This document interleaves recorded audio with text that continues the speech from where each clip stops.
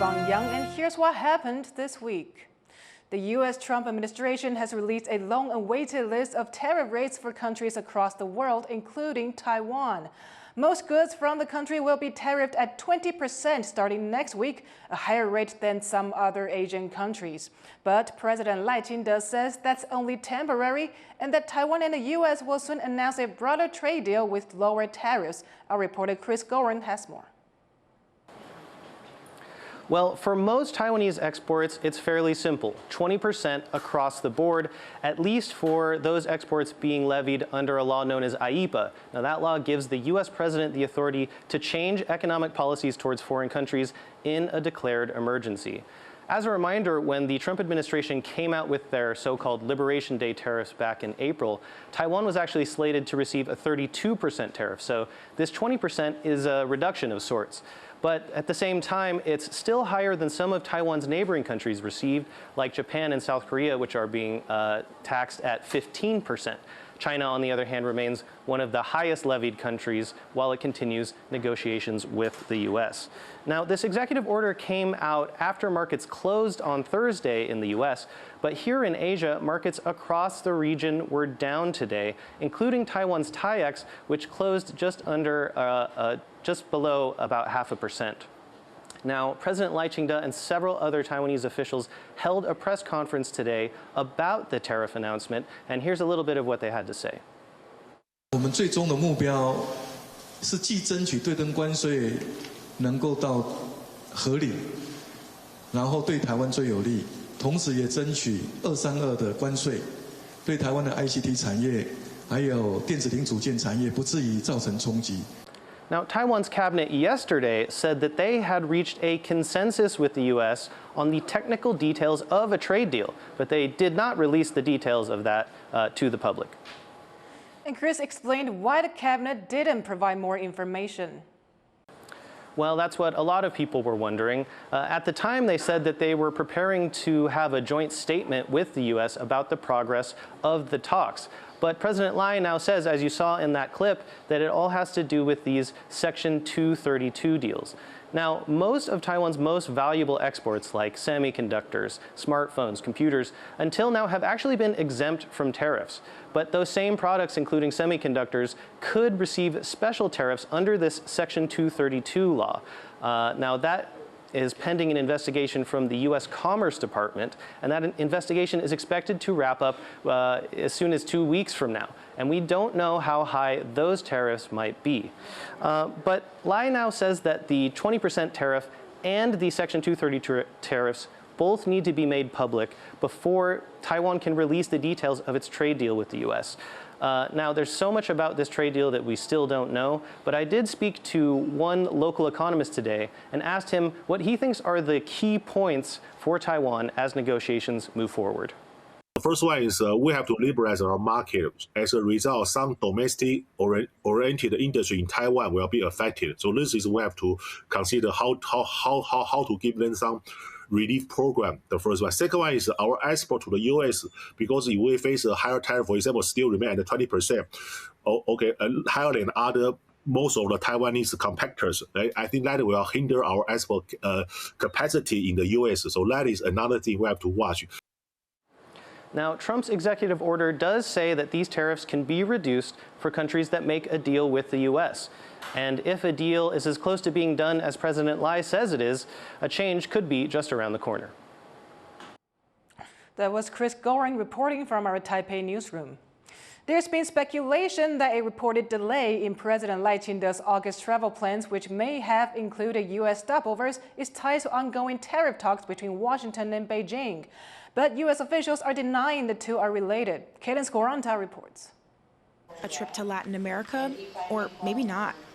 Speculation is stirring that Taiwan President Lai Ching-te has delayed an August visit to Latin American allies after Washington blocked his stopovers in the U.S., with some media reports suggesting the U.S. is trying to avoid irritating China amid high-stakes tariff talks.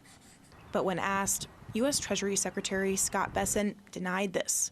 We are very careful to keep trade and national security separate. So the Taiwanese president's movements had nothing to do with our talks. The U.S. State Department also responded, stressing that the U.S. had not changed its policy on stopovers by high-level Taiwanese officials. Taiwan has not announced any travel plans for President Lai. So that is generally a hypothetical now. I know it's been in the news. There's been a lot of questions and a lot of suppositions here that have happened, but I can say that it is a hypothetical at this point. There have been no plans, travel plans for the president. There's been, as a result, nothing canceled. I can tell you, though, a reiteration that transits by high-level Taiwan officials, including presidents, are fully consistent with our longstanding policy and practice. This has not changed. The reactions come after Taiwan's presidential office on Monday said Lai had no plans for overseas trips in the near future. This raised some questions, as while Lai's Latin American tour was never officially confirmed by Taipei, local and international media had widely reported on an August trip to visit Belize, Guatemala, and Paraguay in Central and South America, a trip that would typically include stopovers in the U.S. Often it's an opportunity to meet with senior U.S. officials, both in the executive and the legislative branch. It's also an opportunity for them to sort of meet with key allies within the U.S. And thirdly, it's a big media event. So a Taiwan president going through the United States on transit is able to get a lot of media publicity, is able to showcase what they are doing. While the presidential office says Lai is staying in Taiwan to handle ongoing disaster recovery efforts and tariff talks with the U.S., there's speculation the U.S. might have come under pressure from China to deny the stopovers. In a post on Facebook, former U.S. House Speaker Nancy Pelosi said Washington's reported move to block the stopover sends a dangerous signal and has some analysts worried about a change in U.S. policy towards Taiwan. And there are signs other high-level exchanges have been affected as well. The Washington Post says Taiwan's Defense Minister Wellington Koo had planned a trip to the U.S. to meet top military officials in June, but that visit was abruptly canceled after objections from China and is yet to be rescheduled. When asked, Taiwan's defense ministry refused to comment. With both sides keeping quiet about what's happening behind the scenes, uncertainty may linger for some time. Justin Wu and Cadence Quaranta for TaiwanPlus. In light of these alleged changes to senior officials' travel plans, our reporter Ellen Liu spoke with Bonnie Glaser from the German Marshall Fund to find out what this means for U.S.-Taiwan relations. How should we interpret alleged reports that the U.S. canceled Minister Gu's visit to the U.S.? And what does that signal for the U.S.-Taiwan relations? There appear to have been several factors, I think, that led to this postponement, if this is in fact what took place. The U.S. conducted major strikes on Iran's nuclear facilities at the end of June. It was reported that that was the primary reason. But I think it's fair to say that it was also likely that some U.S. officials worried that a visit by Taiwan's defense minister could complicate U.S.-China trade negotiations. And the Financial Times reported that Minister Gu's visit was actually canceled after a call between President Trump and China's leader Xi Jinping. I'm confident that these policy talks will be rescheduled, but it is unclear whether they will be held at the level that was initially planned. As for what this signals, it suggests to me that there's a high level of sensitivity in the Trump administration about the U.S.-China relationship. It looks like the trade talks between China and the U.S. have played a key role in the cancellation or delay of President Lai's and Minister Gu's visit to the U.S. To what extent do you think Beijing's economic leverage is influencing the decision-making in the Trump administration?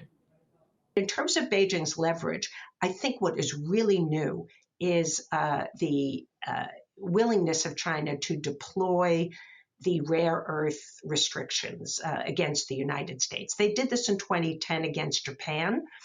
It had mixed results. The Japanese were able to obtain the deliveries of the rare earth magnets through various means, and ultimately China lifted those restrictions. But now the new element is that in our negotiations with China, the United States has allowed export controls to be on the table. We have never before said that any of our export controls are negotiable.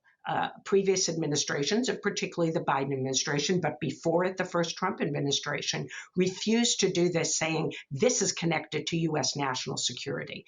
But because of the nature of decisions that were taken, I think, by the Trump administration, the Chinese decided that this was a weapon that they were ready to use. And so they have weaponized rare earths. How significant is a presidential or cabinet level visit to the U.S. in the U.S.-Taiwan relations, given that the two still have cooperations in many other aspects? Simply postponing one round of defense policy talks or postponing a presidential transit does not signal at all that there is any weakening in the U.S.-Taiwan relationship, although some may want to interpret it that way, and it may be used as a narrative. Potentially, Beijing might like to use this to send disinformation or propaganda to Taiwan that the United States is unreliable, which it has been doing over the last few years, trying to convince the public in Taiwan that the United States is unreliable and would never come to Taiwan's defense. So that is a potential problem that I think could be a consequence of the postponement of these visits. That was Bonnie Glaser, a U.S. foreign policy analyst at the German Marshall Fund. China is increasingly putting pressure on Taiwan at international events, and Taiwanese groups at a choir competition in Tokyo are the latest to be affected. Tiffany Wong has more. What should have been a celebratory moment for a choir from Taiwan was soured by cross-strait tensions at a competition in Tokyo. And now the first place choir in the folklore music category, Nibun Chorus. Nibun Chorus, a Bunun indigenous singing group from Kaohsiung, was one of 3 choirs from Taiwan competing in the folk music category. A total of 8 choirs from Taiwan registered in the international competition under the name Taiwan.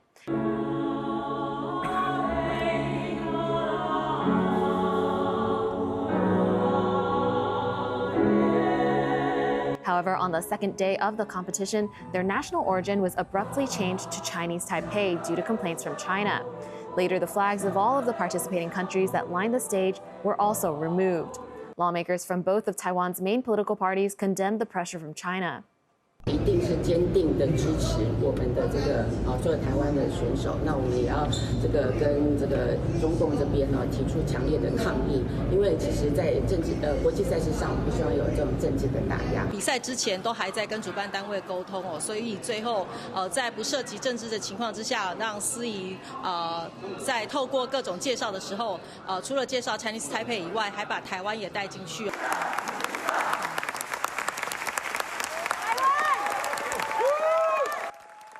This is just the latest incident of China forcing Taiwanese teams to participate as Chinese Taipei in international competitions.